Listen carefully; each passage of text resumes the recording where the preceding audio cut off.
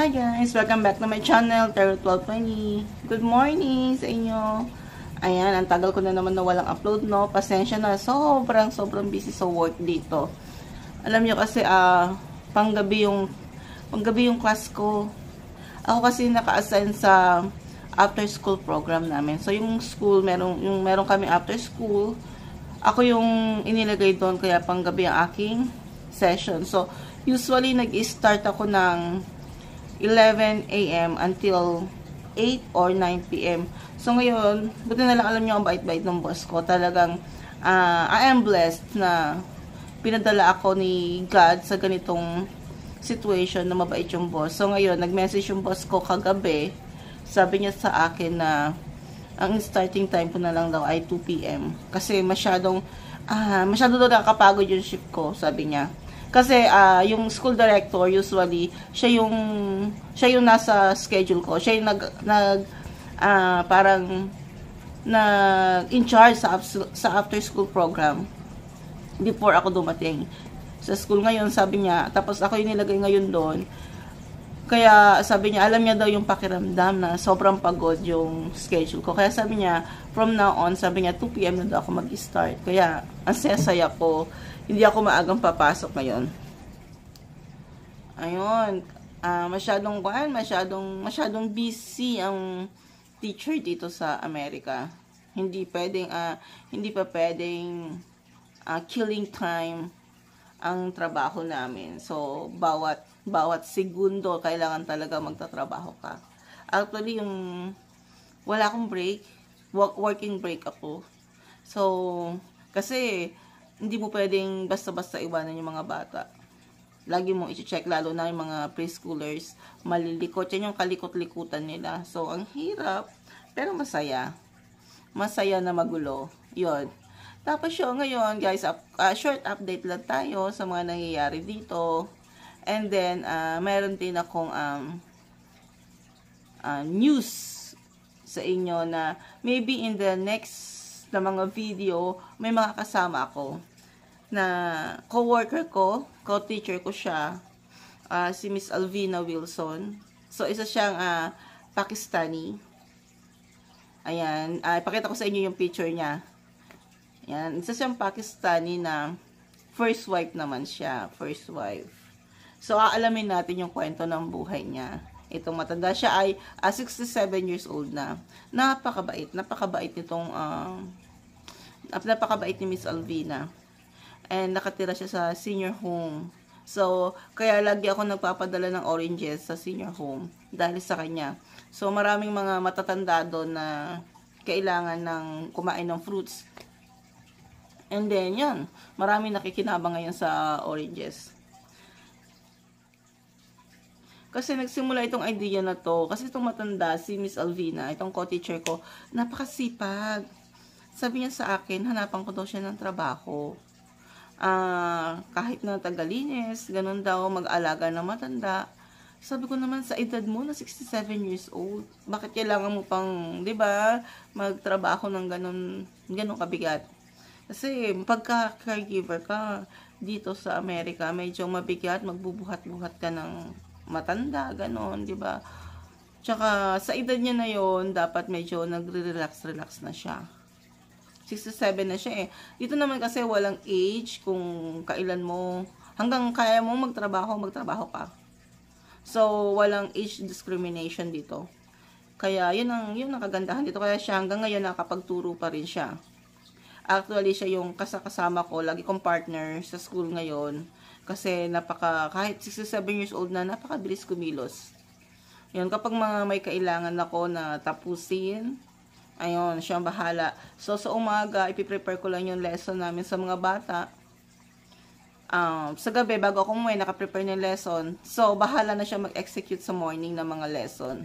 So, i-check ko na lang pagdating ko sa tanghali, bago siya umuwi. Ganon. Yun nga, sabi ko sa kanya, parang nakukonsensya naman ako kasi sabi niya sa akin, gusto niya daw pumunta dito sa bahay, tulungan niya daw ako maglinis, ganon. Parang sabi ko, di ba, hindi kaya naman ng konsensya ko, matanda na eh. Sabi ko, kailangan pa bang maglinis-linis? Sabi ko sa kanya, ganito na lang gawin natin. Para makakuha ka ng extra income, sabi ko gawa na lang tayo ng video together. Sabi ko sa kanya, may YouTube channel ako, monetize na siya. Sabi ko, kung ano yung magiging proceed nun, sabi ko sa kanya, bibigay ko sa'yo. Sabi ko yung mga video mo, basta lahat ng video, sabi ko, sige, sabi ko, kesa sabi ko maglinis-linis ka. Kasi dito, ewan ko ba bakit, ang tagal niya na sa school, I think 7 or 8 years na siya. Mas mataas pa yung rate ko sa kanya. Hindi ko alam bakit ganon. So, kasi depende. Nung kinausap ko yung boss ko, sabi niya depende. Kasi ako sa Pilipinas, double degree naman ako. So, lahat ng units ko doon, na credit. So, kaya maganda rin educational system natin sa Pilipinas kasi na-credits lahat ng units ko. Nung in-evaluate yung units ko, okay naman yung, kasi, sa units ko sa teaching at saka sa units ko sa psychology. So, wala akong naging problem. Kaya, mataas ka agad yung offer sa akin. Unlike sa kanya, nagulat nga ako nung tinutulungan ko yung boss ko na mag-ayos ng payroll. Diba? Lahat na pinapakialaman ko. Nakita ko nga. Sabi ko, bakit gano'n? Mas mataas pa ako sa kanya. Samantalang siya, matagal na siya doon sa school. Kaya sabi ko, kailangan niya ng tulong. Parang kasi siya yung parang nanay-nanayan na namin mga teachers dito. Siya kasi yung mga pinaka may edad sa amin. Tapos yun, mabait siya sa amin, napakabait. Tapos kaya lagi na nakakain ng Pakistani food. Dahil lagi siya may dalang Pakistani food, lagi siya may prata, may dal, may chapati, meron siyang biryani, mga chicken tikka, mga ganon. Yun, lagi siyang nagdadala ng mga food para sa amin. Ako lang naman mahilig sa Pakistani food sa mga teachers doon. Kaya ako makain lagi ng dala niya. Kaya kami naging close.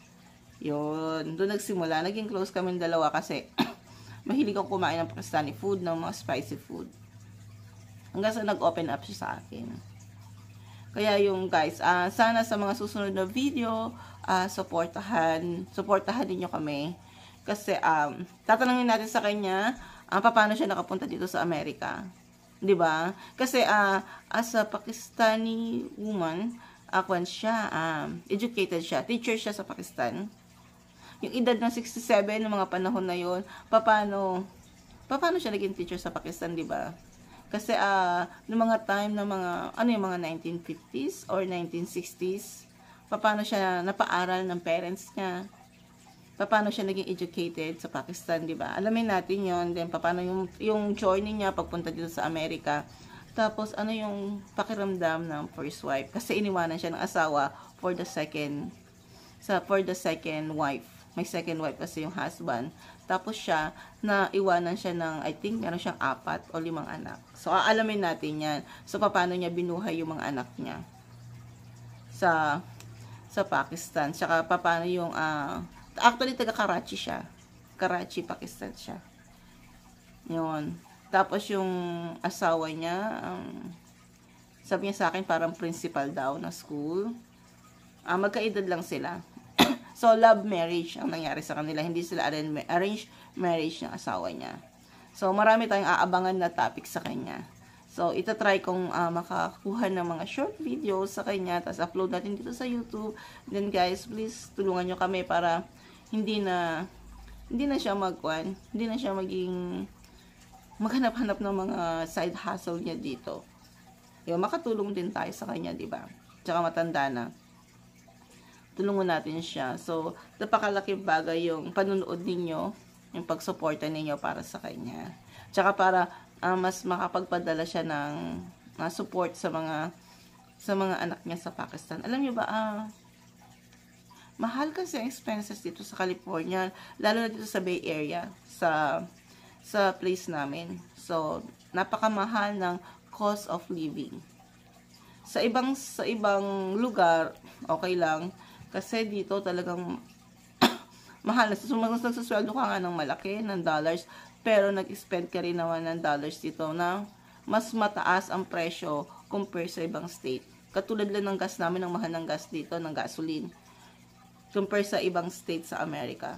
So, ayun, kaya medyo nag-struggle din siya sa pagbabudget ng kanyang pera, lalo na siya single mother, di ba? Wala siyang asawa dito, nag-isa siya dito sa Amerika. Unlike ko, kami dalawa ni Chris nagtutulungan magtrabaho. So, kaya hindi kami masyadong nahihirapan, pero siya talaga medyo struggle siya, tapos nakatira siya sa senior home. Kapag lahat ng mga kondon, lahat ng mga matatanda na nandoon, yun. Tapos yun, malalaman ninyo yung kwento ng buhay niya. So, sisimulan natin sa mga susunod nating video, baka bukas or the next day, makapag-shoot kami ng video together. Yun, kasi gusto ko siyang puntahan dun sa tinitirahan niya sa senior home. So, magha-house tour muna tayo sa bahay niya. Sa Sunday, try ko. Or kung mamaya, kung magkakaroon kami ng chance na makakuha ng video, gagawin ko rin. So guys, yun lang naman ang update sa ngayon. Busy po tayo. Tapos, sobrang lamig ngayon dito. Freezing ang weather namin. Maaraw siya, pero malamig sa labas. Kaya medyo inuubo pa rin ako. Ganun talaga ako kapag ganito ang weather. Malamig. Ayun guys, maraming salamat and thank you for watching. So, abangan ninyo mga next video ko with Miss Alvina Wilson. Bye!